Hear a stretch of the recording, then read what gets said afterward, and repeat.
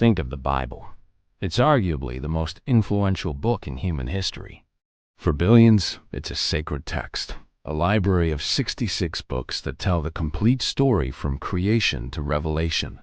It feels finished, final, a closed collection. But what if I told you that the Bible on your bookshelf is not the whole story? What if I told you it's more like a greatest hits album, a carefully curated selection from a much larger, wilder, and more diverse library of ancient writings? What if there are other gospels, other histories, other apocalypses, featuring familiar characters but telling radically different stories?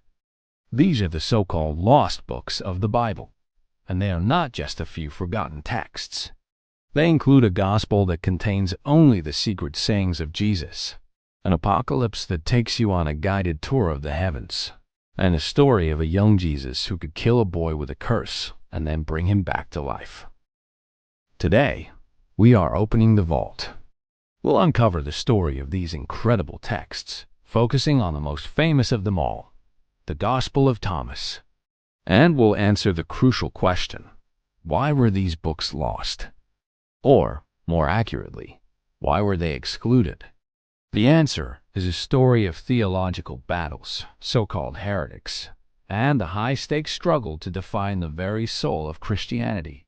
First, let's get our terms straight. When scholars talk about these non-biblical texts, they often use two main categories: the Apocrypha and the Pseudepigrapha. Now, don't let the fancy words scare you. The Apocrypha, which means hidden things, generally refers to a collection of Jewish texts written in the period between the Old and New Testaments. You might have heard of some of them, like the books of Maccabees or the Book of Judith. The Catholic and Orthodox Bibles actually include these books, but Protestant Bibles moved them to a separate section or left them out entirely during the Reformation. But the real treasure trove of lost books is the Pseudepigrapha, which means falsely attributed writings. This is a massive, sprawling collection of texts written by authors who took on the name of a famous figure, like Enoch, Peter, or Mary Magdalene, to give their work more authority. And this collection contains some of the most fascinating and challenging writings in religious history. There are dozens of them. The Apocalypse of Peter, which gives a graphic, Danaesque tour of heaven and hell. The Infancy Gospel of Thomas, which tells stories of Jesus as a young boy, using his divine powers to craft clay pigeons that come to life, but also to strike a childhood bully dead. But none have captured the modern imagination quite like the one discovered by accident in the sands of Egypt. The Gospel of Thomas. The story of its rediscovery sounds like something out of a movie. The year is 1945. An Egyptian farmer named Muhammad Ali al-Salman is digging for fertilizer near the cliffs of Nag Hammadi in Upper Egypt. His shovel hits something hard. It's a large, sealed earthenware jar. Thinking it might contain gold, he smashes it open. But inside, there's no treasure. Just a collection of 13 old, leather-bound books, codices written in the ancient Coptic language. Disappointed, he takes them home. For a while, his mother even uses some of the pages as kindling for the fire. Thankfully, the books eventually found their way into the hands of scholars, and what they revealed was breathtaking. This was a lost library of texts from a mysterious early Christian movement known as Gnosticism. And among them was a complete copy of a text that had been rumored to exist for centuries, but was thought to have been destroyed forever: the Gospel of Thomas. And it was unlike any gospel anyone had ever seen. The four Gospels in the New Testament, Matthew, Mark, Luke, and John, are narratives. They tell a story. They describe Jesus' birth, his ministry, his travels, his conflicts with the authorities, and they culminate in his crucifixion and resurrection. The Gospel of Thomas has none of that. There is no story, no miracles, no narrative, no crucifixion, no resurrection. Instead, it is a collection of 114 secret sayings, or logia, attributed to Jesus. It begins with the tantalizing line, "These are the secret sayings that the living Jesus spoke, and Didymus Judas Thomas recorded." And the sayings themselves are cryptic, poetic, and deeply mystical. Some are familiar, resembling parables from the New Testament, but others are completely strange. For example, saying 22, Jesus saw infants being suckled. He said to his disciples, "These infants being suckled are like those who enter the kingdom." Or the even more famous saying 70, Jesus said, "If you bring forth what is within you, what you have will save you. If you do not have that within you, what you do not have within you will kill you." This wasn't a story about Jesus. This was a collection of secret knowledge from Jesus. The path to salvation here wasn't about believing in his death and resurrection. It was about understanding his secret teachings. And that made this gospel very, very dangerous to the early church. So, why is the Gospel of Thomas in a museum and not in the Bible? The answer lies in the messy, complicated process of how the Bible was put together. For the first few centuries after Christ, there was no single, universally agreed upon New Testament. Different Christian communities in different parts of the Roman Empire had their own preferred collections of texts. A church in Rome might use one set of Gospels and letters, while a church in Alexandria might use a slightly different set. Christianity was incredibly diverse, with a wide range of beliefs and practices. But as the religion grew, a powerful movement began to emerge that sought to unify the church under a single orthodox set of beliefs. Orthodox just means right thinking. And a key part of this was deciding which books were authentically scripture and which were not. This process is called canonization, from a Greek word meaning rule or measuring stick.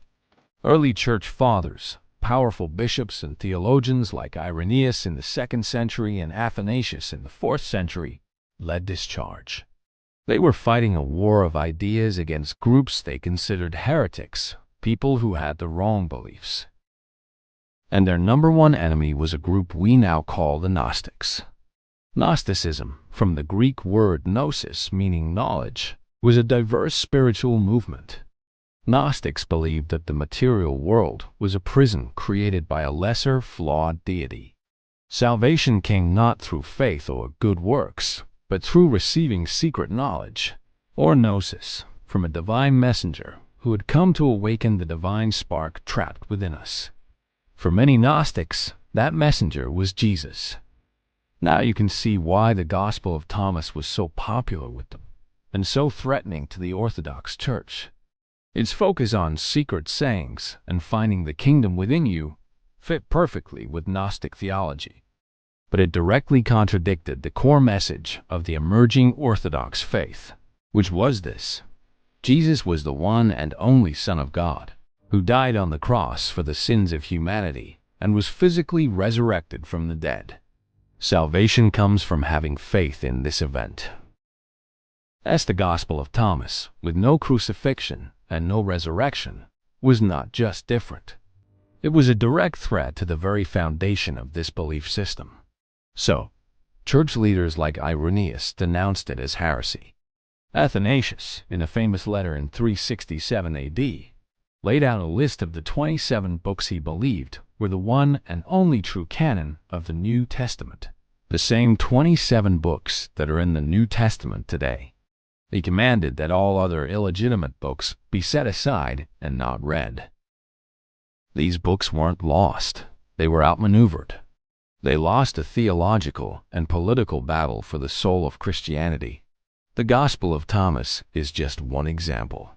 The Gospel of Mary portrays Mary Magdalene not as a follower, but as a leader among the apostles, one who received special revelations from Jesus that the male apostles like Peter struggled to accept.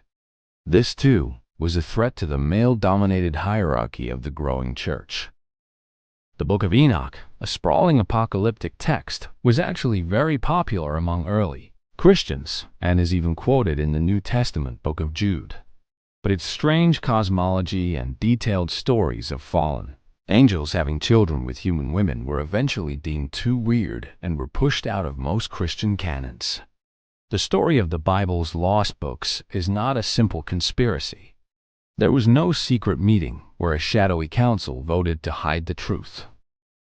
It was a long, complex struggle over centuries, where different communities championed their sacred texts until a consensus, driven by the most powerful branch of Christianity, finally won out. The books that made it into the canon were the ones that best told the story that became Orthodox Christianity.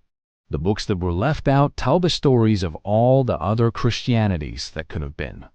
Today, thanks to discoveries like the one at Nag Hammadi, these books are no longer lost.